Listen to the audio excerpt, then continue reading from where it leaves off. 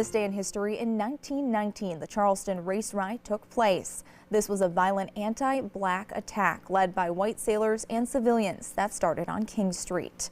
The attack stemmed from a dispute over a failed liquor purchase. Reports say on the night of May 10th, white sailors from a Navy yard felt cheated after giving money to a black man for liquor who did not return.